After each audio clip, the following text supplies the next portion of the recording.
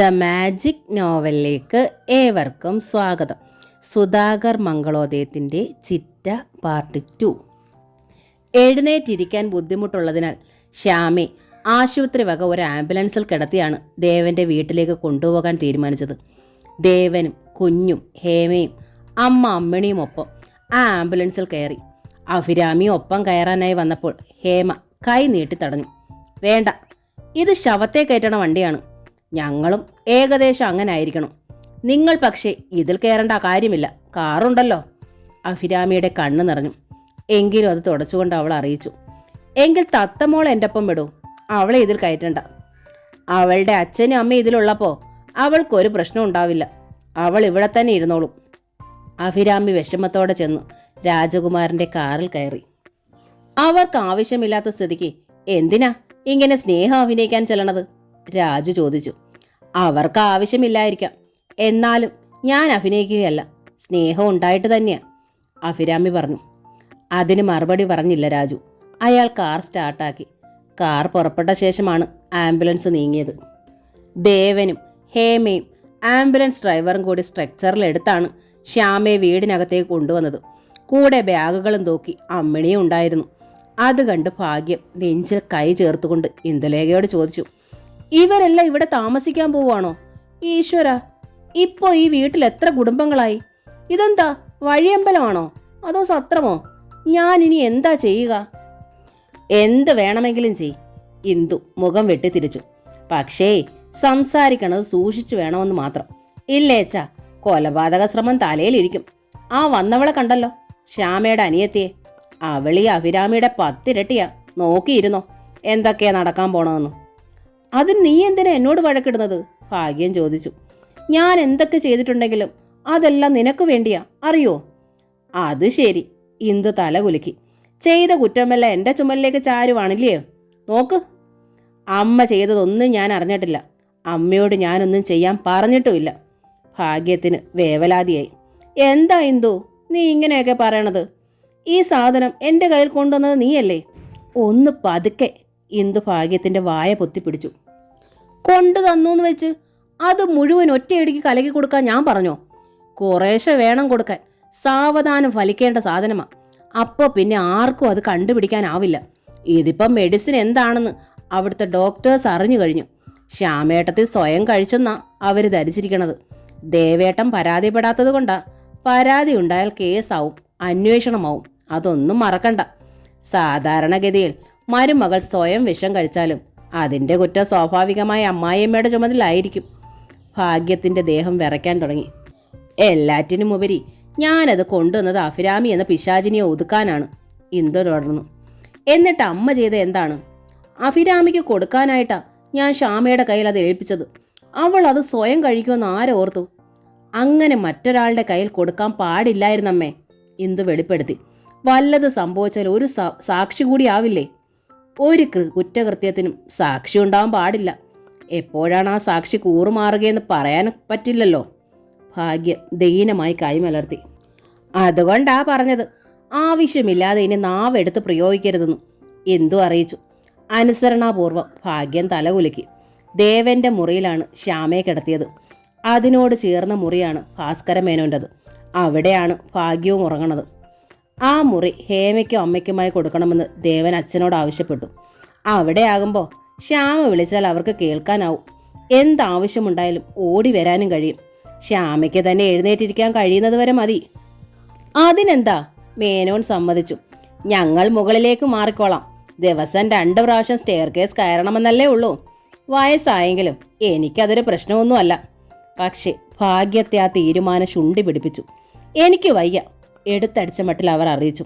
3-4 തവണ stair case കയറിയിറങ്ങാൻ.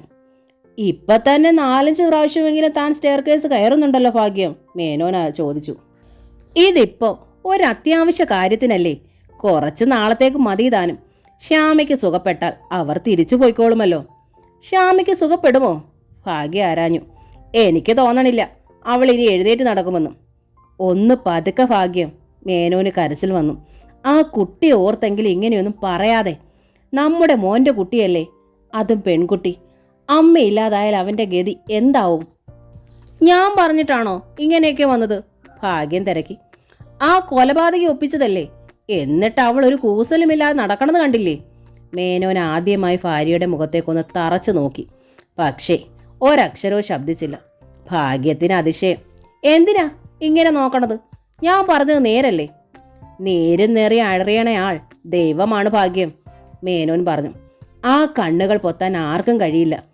അതിനുള്ള വലിപ്പം നമ്മുടെ കൈകൾക്ക് ഇല്ലാതാനും. ആ വാക്കുകൾ ഭാഗ്യത്തെ ഒന്ന് തളർത്തി. മറുപടി പറയാനും അവർക്കായില്ല. മേനോൻ മുകളിലേക്ക് കിടപ്പ് മാറ്റി. അതാണ് നല്ലതെന്ന് ഇന്ദു ഭാഗ്യത്തെ ഉപദേശിച്ചു. ആ ഗ്യാങ്ങിൽ നിന്ന് രക്ഷപ്പെട്ടൊന്ന് സമാധാനിച്ചാൽ മതി. ഒന്ന് പറഞ്ഞ് രണ്ടാമത്തേന് അമ്മ വായിൽ വരണതെല്ലാം വിളിച്ചു പറയും. അറിയാതെ അബദ്ധങ്ങൾ പുറത്ത് ചാടുകയും ചെയ്യും.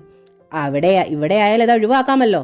മാത്രമല്ല, ശ്യാമേട്ടത്തിയുടെ മുറിയിൽ പകലും രാവുമെന്നില്ലാതെ മരുന്ന് കൊടുക്കലും ശുശ്രൂഷയുമൊക്കെ ആയിരിക്കുമല്ലോ. അതിൻ്റെ അരികിൽ അമ്മയ്ക്ക് ആകെ വീർപ്പുമുട്ടലായിരിക്കും. ഭാഗ്യത്തിന് അത് ബോധ്യമായി. പക്ഷേ ഭാഗ്യത്തിൻ്റെ ഇപ്പോഴത്തെ കിടപ്പുമുറിയോട് ചേർന്നാണ് രാജുവിൻ്റെ മുറി. ആ മുറിയിൽ ഫണം വിടർത്തിയ സർപ്പത്തിൻ്റെ ഭാവവുമായി അഭിരാമി ഉണ്ടാകും. അവളെ കാണുന്നതേ ഭാഗ്യത്തിന് ഇഷ്ടമല്ല. ഇഷ്ടക്കേട് മാത്രമല്ല, ലേശം ഭയവും ഉണ്ടെന്നുള്ളതാണ് സത്യം. അഭിരാമിക്ക് എല്ലാ രഹസ്യങ്ങളും അറിയാം. അവൾ തന്നെ വെറുതെ വിടില്ല. അവൾക്കായി കൊണ്ടുവന്ന് ജ്യൂസ് കഴിച്ചതുകൊണ്ടാണല്ലോ ശ്യാമ കിടപ്പിലായത്. നോക്ക്, ഭാഗ്യം ഭാസ്കര മേനോനോട് പറഞ്ഞു. അപ്പുറത്തെ മുറിയിൽ നിന്ന് ഇപ്പുറത്തേക്ക് നോട്ടം എത്താതിരിക്കാനായി നമുക്കുടനെ ഒരു സ്ക്രീൻ ഇടയിൽ സ്ഥാപിക്കണം. എനിക്കത് നിർബന്ധം. അതിനെന്താ, മേനോൻ സമ്മതിച്ചു. ഒക്കെ എൻ്റെ ഭാഗ്യം തീരുമാനിക്കും പോലെ. അതുമാത്രമല്ല, ഭാഗ്യം തുടർന്നു, രാജുവിന് AC ഇല്ല, അവൾക്കും. പക്ഷേ നമുക്ക് AC വേണം. ദിനകർ ചെയ്തതുപോലെ ഒരു ഇടത്തര സാധനം മതി. നമ്മുടെ മുറിയിൽ നിന്നുള്ള ഒരു ശബ്ദവും അപ്പുറത്തേക്ക് പോകാൻ പാടില്ല. വാതിൽക്കലും ജനാലിൻ്റെ അടുത്തും ആ കള്ളി വന്ന് പാത്തു നിൽക്കുമെന്ന് ഉറപ്പാ. AC-ക്ക് പണം വേണ്ടേ ഭാഗ്യം? മേനോൻ ചോദിച്ചു. ഇന്ദുവിൻ്റെ കല്യാണത്തിനായി നമ്മുടെ സമ്പാദ്യം മുഴുവൻ തൊലച്ചതല്ലേ. എന്നാലും കുറച്ച് രൂപ കാണാതിരിക്കില്ല. പലിശയും ചേരുമ്പോൾ അത്യാവശ്യത്തിന് തികഞ്ഞേക്കും. കുറച്ച് രൂപ എൻ്റെ കയ്യിലും കാണും. എങ്കിലിനി മറ്റൊന്നും നോക്കണ്ട. AC-യിൽ തന്നെ നമുക്ക് കിടന്നുറങ്ങാം.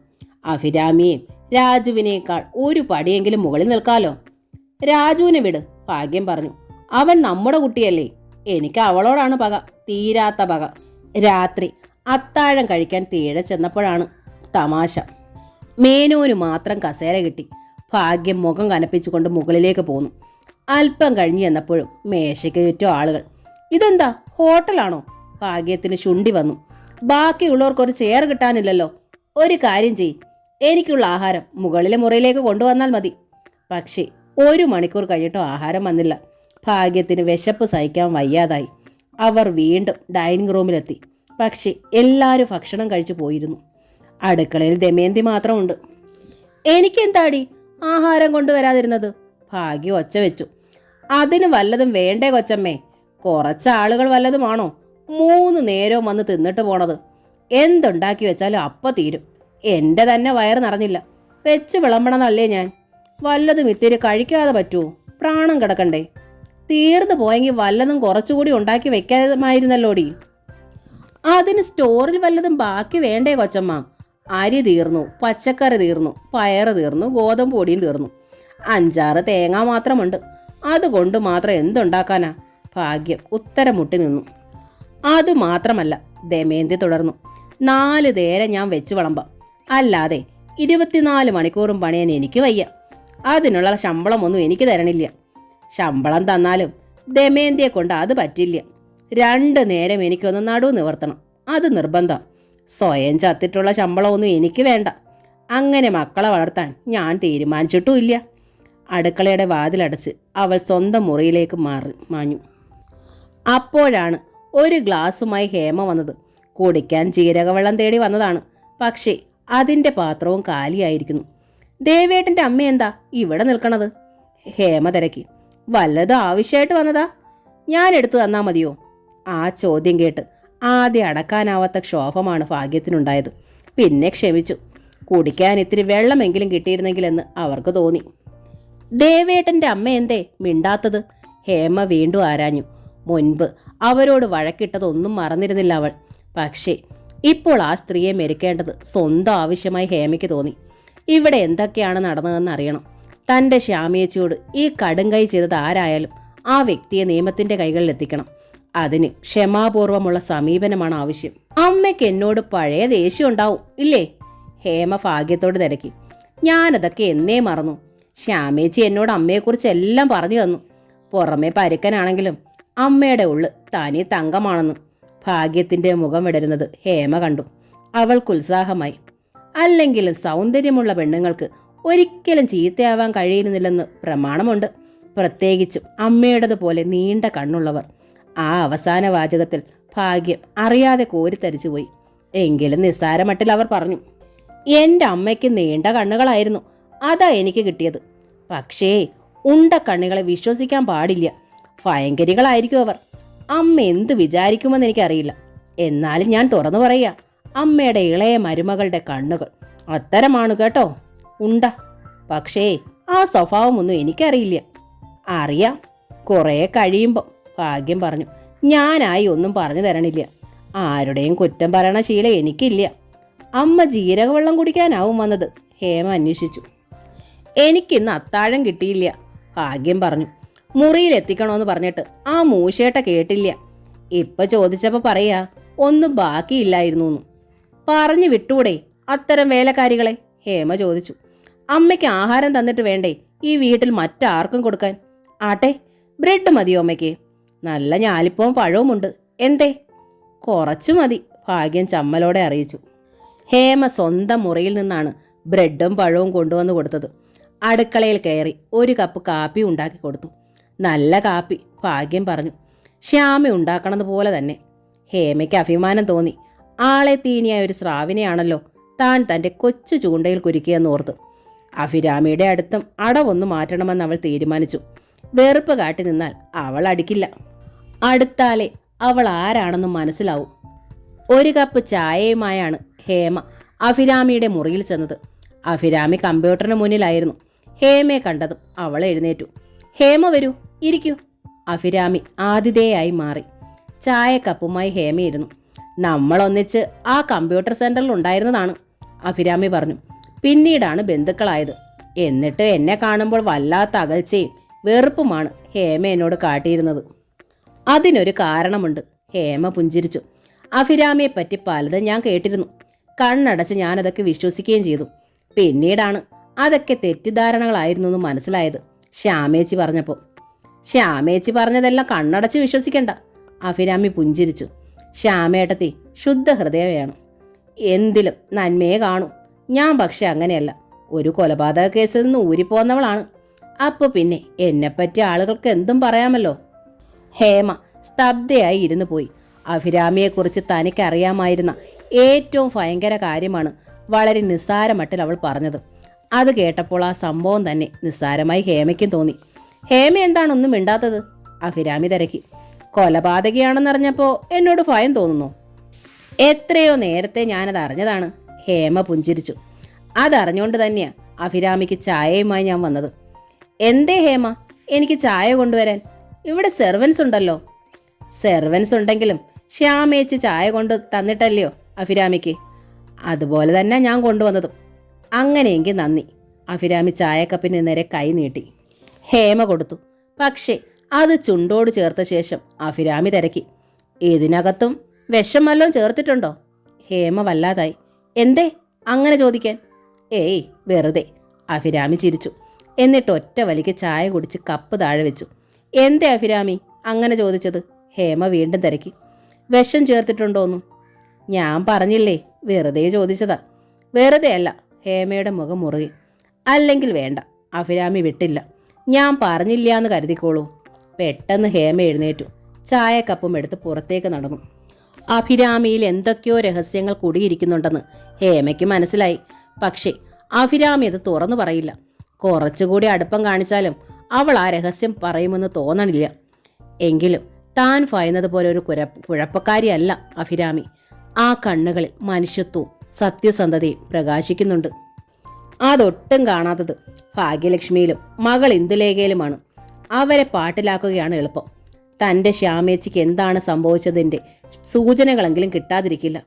ഭാഗ്യത്തെ വശീകരിക്കാനുള്ള ആദ്യ തന്ത്രം അവരുടെ ഇഷ്ടഭക്ഷണമാണെന്ന് ഹേമ മനസ്സിലാക്കി.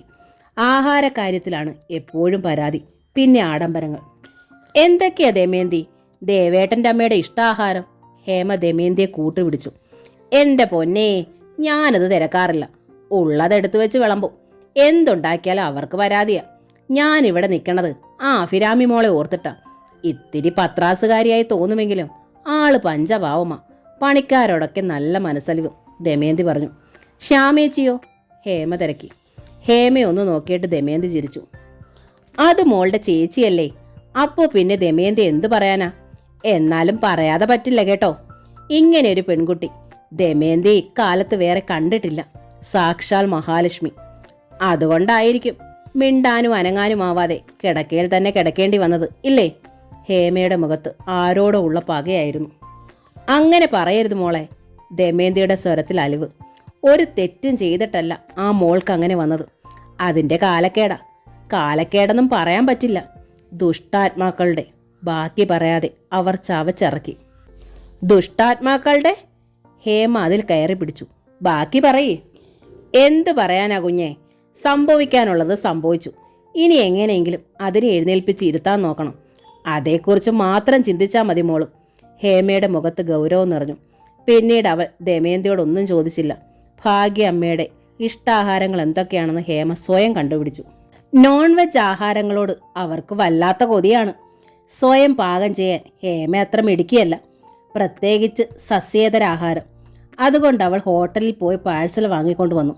ഇലക്ട്രിക് കാസ്ട്രോളിൽ വെച്ച് ചൂടാക്കി സ്നേഹപൂർവ്വം വിളമ്പി. ഭാഗ്യത്തിന് വലിയ സന്തോഷം. നന്നായിരിക്കണം മോളെ. ശ്യാമയുടെ ആ കൈപുണ്യം അതേപടി നിനക്കും കിട്ടിയിരിക്കണം. കൈപുണ്യം ഹോട്ടലിലെ പാചകക്കാരൻ്റെ ആണെന്ന് ഹേമ പറഞ്ഞില്ല. തനിച്ച് കണ്ടപ്പോൾ അഭിരാമി ഹേമയോട് തിരക്കി. താൻ ഏട്ടത്തിയെ ശുശ്രൂഷിക്കാൻ വന്നതോ അതോ ഏട്ടത്തിയുടെ അമ്മായിയമ്മയെ സ്വന്തമാക്കാൻ വന്നതോ? എന്തിനായാലും ഇയാൾക്ക് നഷ്ടമൊന്നുമില്ലല്ലോ. ഹേമ പൊട്ടിത്തെറിച്ചു. നഷ്ടം തനിക്കാ. അഭിരാമി ചിരിച്ചു. ഏത് ചിക്കൻ 65 കൊണ്ടുവന്ന് കൊടുത്താലും അവരിൽ നിന്ന് ഒരു രഹസ്യവും കിട്ടാൻ പോണില്ല. ചിക്കൻ തിന്ന് ഏമ്പക്കവും വിട്ട് അവർ എഴുന്നേറ്റങ്ങ് പോകും. നന്ദി പോലും കാണിക്കില്ല മോളെ തന്നോട്. കഷ്ടപ്പെട്ടുണ്ടാക്കണ കാശ് വെറുതെ വേസ്റ്റ് ചെയ്യണ്ടാട്ടോ. തൽക്കാലത്തേക്ക് ഹേമയ്ക്ക് ഉത്തരം മുട്ടി. എങ്കിലും തോൽവി അവൾ ഭാവിച്ചില്ല. ഭാഗ്യത്തിൻ്റെ കാല് തിരുമിയും നേരിയ ഇസ്തിരിയിട്ടും കിടക്ക വിരിച്ചുമെല്ലാം ആവുന്നത്ര അടുപ്പം ഹേമ സമ്പാദിച്ചു. മുമ്പ് ഞാൻ അമ്മയോട് ആവശ്യമില്ലാതെ വഴക്കിട്ടിട്ടുണ്ട്, അവൾ പറഞ്ഞു. ഇപ്പോൾ എനിക്ക് അതിലൊക്കെ നല്ല പ്രയാസമുണ്ട്. അമ്മ എത്ര സാധുവാണെന്ന് അന്നെനിക്ക് മനസ്സിലായില്ല. അരയ്ക്ക് കീഴോട്ട് തളർന്നു പോയിട്ടും എൻ്റെ ഏട്ടത്തെ ഈ വീട്ടിലേക്ക് കൊണ്ടുപോരാൻ അമ്മ സമ്മതിച്ചില്ലേ? മറ്റേത് അമ്മായിയമ്മയ്ക്ക് ആ മനസ്സുണ്ടാകും? ഭാഗ്യം ആകാശത്തിൻ്റെ ഒപ്പം പൊങ്ങി. എൻ്റെ മനസ്സ് ആരറിയുന്നു മോളെ? അവർ ഹേമയോട് ചോദിച്ചു. നിന്നെപ്പോലെ തന്നെ നിന്റെ ഏട്ടത്തിക്കും അത് മനസ്സിലായിരുന്നു. എന്നാൽ മുകളിലൊരുത്തിയുണ്ട്, താനി രാക്ഷസി. എന്നോട് പൊരുതുകയവൾ. നിനക്കറിയോ മോളെ, നിന്റെ ഏട്ടത്തിക്ക് വിഷം കൊടുത്തത് അവളാ. അതുകൊണ്ടല്ലേ ആ പാവ അനങ്ങാനാവാതെ കിടക്കണത്. അമ്മ കണ്ടോ വിഷം കൊടുക്കണത്? ഭാഗ്യം ഒന്ന് പതറി. എങ്കിലും മറുപടി വൈകിയില്ല. ഞാൻ കണ്ടാ സമ്മതിക്കോ മോളെ? അന്നേരം അവളെ പിടിച്ച് പോലീസിന് കൊടുക്കില്ലേ? പിന്നെ എങ്ങനെയാ അമ്മ ഇതറിഞ്ഞത്? അഭിരാമി വിഷം കൊടുത്ത കാര്യം? അഭിരാമിക്ക് ശ്യാമയോട് ദേഷ്യമുണ്ടായിരുന്നു. രാജു ആദ്യം ആഗ്രഹിച്ചത് ശ്യാമയായിരുന്നില്ലേ? അതറിഞ്ഞത് മുതൽ പാവം എൻ്റെ കുട്ടി അവൾ നോട്ടമിട്ടിരിക്കുകയായിരുന്നു. ഇങ്ങനെയുണ്ടോ പെൺപോര്? എന്നുവെച്ചാൽ കാലിന് വിഷമമുണ്ടായിരുന്നെങ്കിലും എന്ത് മുഖശ്രീയായിരുന്നു ശ്യാമയ്ക്ക്. അവൾക്കത് വല്ലതുമുണ്ടോ? കൊരങ്ങിൻ്റെ മുഖമല്ലേ അസ്തത്തിന്. പിന്നെ എങ്ങനെ അസൂയ വരാതിരിക്കും? എന്നാലും ഇങ്ങനെ ചെയ്യുമെന്ന് ഞാൻ ശങ്കിച്ചതേയില്ല. ജീവൻ കിട്ടിയത് ഞങ്ങളുടെ ഭാഗ്യം. ഞങ്ങളുടെയും, ഹേമ പറഞ്ഞു. ഏതായാലും നീയും സൂക്ഷിക്കണേ മോളെ, ഭാഗ്യം ഹേമ ഉപദേശിച്ചു. നിന്നോടും അവൾക്ക് ദേഷ്യം കാണും. ശ്യാമയുടെ അനിയത്തിയല്ലേ നീയെ? എനിക്കറിയാത്, ഹേമ സമ്മതിച്ചു. ഞാൻ കരുതിയാ നടക്കണത്. അഭിരാമി വിഷം കൊടുത്തതായി ഭാഗ്യം പറയുന്നുണ്ടെങ്കിലും അവരുടെ കയ്യിൽ അതിന് തെളിവൊന്നുമില്ലെന്ന് ഹേമയ്ക്ക് മനസ്സിലായി. അത് വെറും ഊഹം മാത്രമാണ്. ചിലപ്പോൾ അഭിരാമിയോടുള്ള ശത്രുതയുടെ പേരിൽ കള്ളം പറയുന്നതും ആവാം. അങ്ങനെയെങ്കിൽ ആരായിരിക്കും അത് ചെയ്തത്? ഭാഗ്യം തന്നെയോ അതോ ഇന്ദുവോ? ആർക്കാണ് അതിന് തക്ക പക തൻ്റെ ചേച്ചിയോട്? ഇത്ര കടുത്ത വിഷം അഭിരാമിക്ക് എവിടെ നിന്ന് കിട്ടിയെന്നാ ഞാൻ ആലോചിക്കണത്. ഹേമ ഭാഗ്യത്തെ നോക്കി.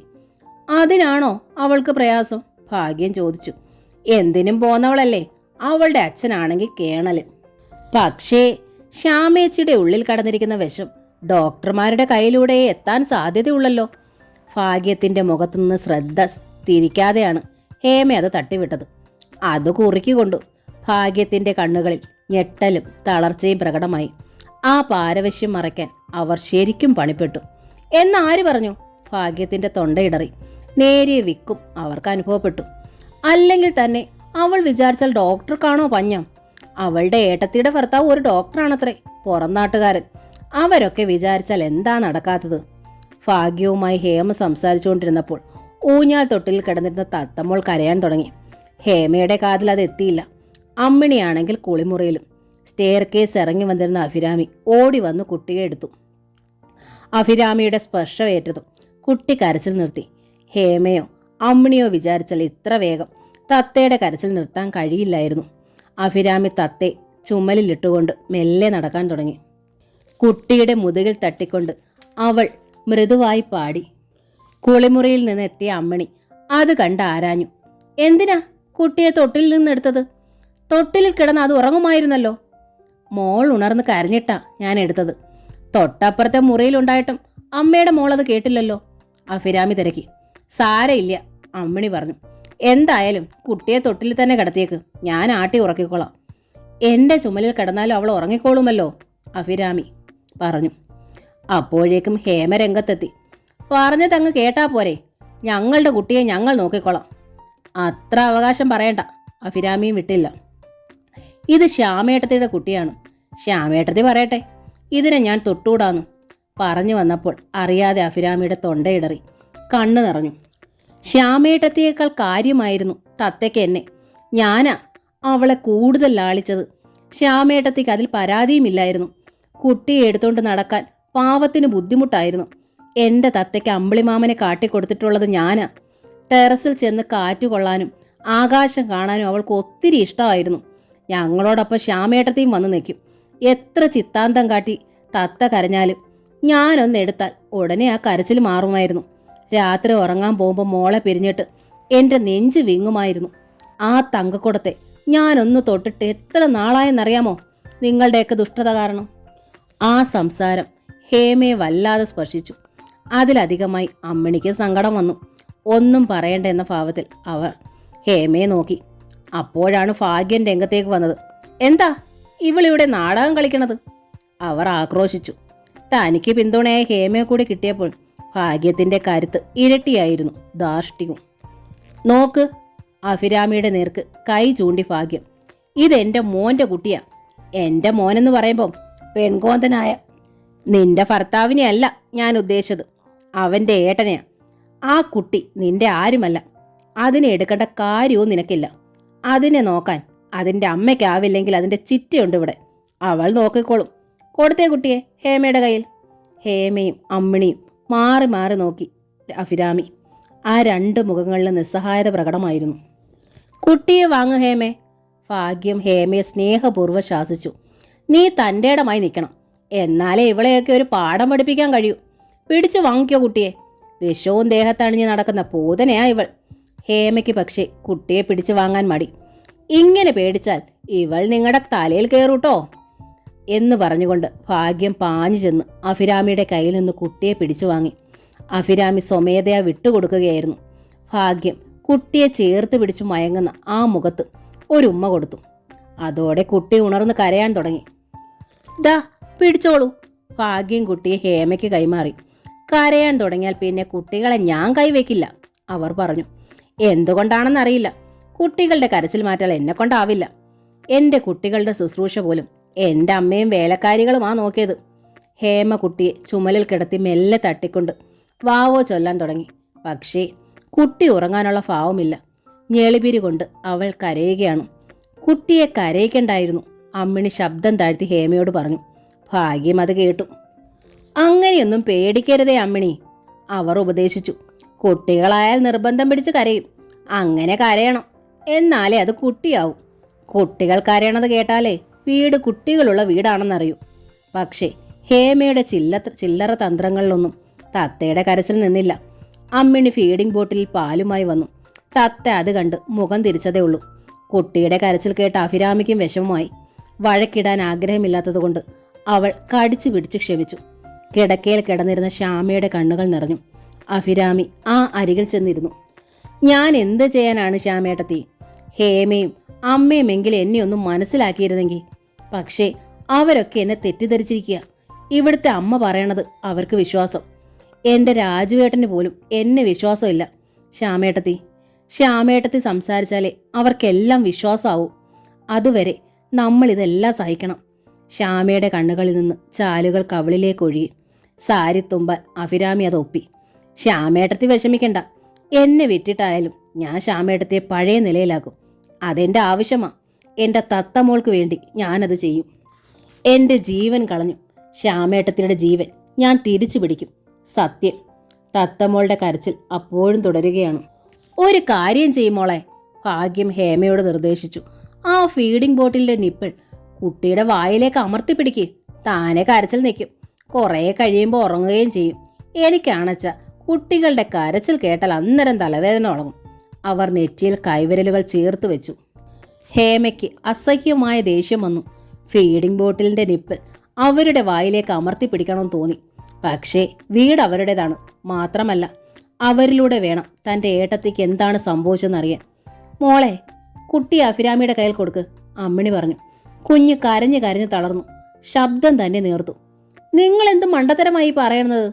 ഭാഗ്യം ചോദിച്ചു. ആശുപത്രിയിൽ നിന്ന് ഇവിടെ വന്നിട്ട് ഇപ്പോൾ ഇത്രയും ദിവസമായല്ലോ. അഭിരാമിയെ കാണാറ് പോലുമില്ല തത്തമോള്. എന്നിട്ട് ഇതുപോലെ കരഞ്ഞോ? ഇല്ലല്ലോ. കുട്ടികളാവുമ്പക്കാരെയും ചിലപ്പോൾ വയറുവേദന എടുത്തിട്ടാവും. ഒരു കാർമിസൈഡ് ഒരു സ്പൂൺ കൊടുത്ത് നോക്കാം. അമ്മിണി ഓടിപ്പോയി കാർമിസൈഡ് കൊണ്ടുവന്നു കൊടുത്തു. അതകത്തേക്ക് ചെല്ലും മുമ്പേ കുട്ടി ഛർദ്ദിച്ചു. ഈശ്വര, എനിക്ക് പേടിയാവണു. ഹേമ കരയാൻ തുടങ്ങി. എൻ്റെ മോള്. അമ്മിണിയും കരച്ചിലായി. അതോടെ ഭാഗ്യം കുട്ടിയെ പിടിച്ചു വാങ്ങി. നിങ്ങൾ കരയാതെ, ഇവിടെ ദിനകറുണ്ട്. ഞാൻ ദിനകരനെ ഒന്ന് കാണിക്കട്ടെ. അവനൊന്ന് തൊട്ടാ മതി. ഛർദിലും മാറും, കരച്ചിലും മാറും. അവർ പറഞ്ഞു തീർന്നില്ല. തത്ത വീണ്ടും ഛർദ്ദിച്ചു.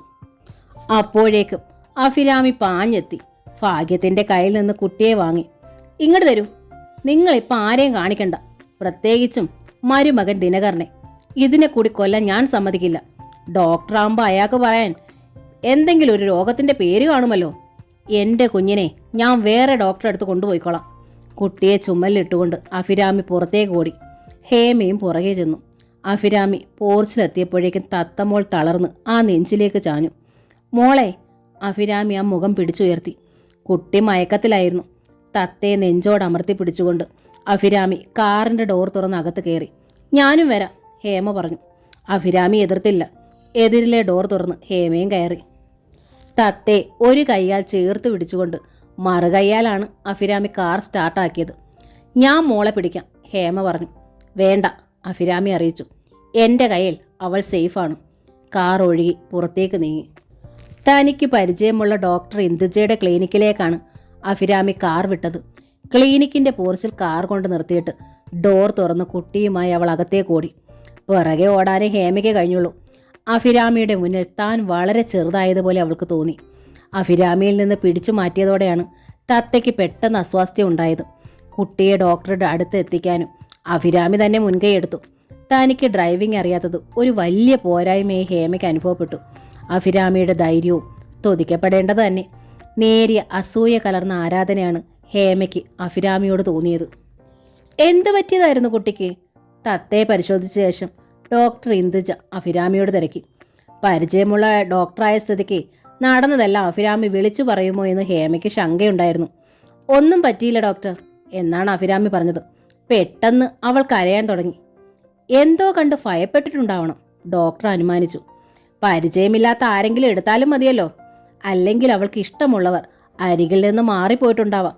ഏതായാലും അവൾ വല്ലാതെ ഭയന്നിരിക്കുന്നു. മറ്റു പ്രശ്നങ്ങളൊന്നുമില്ല. അഭിരാമി ഹേമയെ ഒന്ന് നോക്കി. ഹേമ വല്ലാതെ ചൂളിപ്പോയി. അഭിരാമിയുടെ ആരാണ് ഈ കുട്ടിയെന്നാണ് പറഞ്ഞത്? മടങ്ങാൻ നേരം ഡോക്ടർ തിരക്കി. ഏട്ടത്തിയുടെ മകളോ?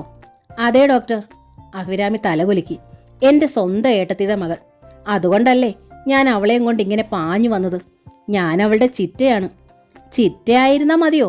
ഡോക്ടർ കുസൃതിയിൽ ചോദിച്ചു. അമ്മയാവണ്ടേത് എനിക്ക്? വേണ്ട ഡോക്ടർ, എനിക്ക് ഇവളുടെ ചിറ്റയായാൽ മാത്രം മതി.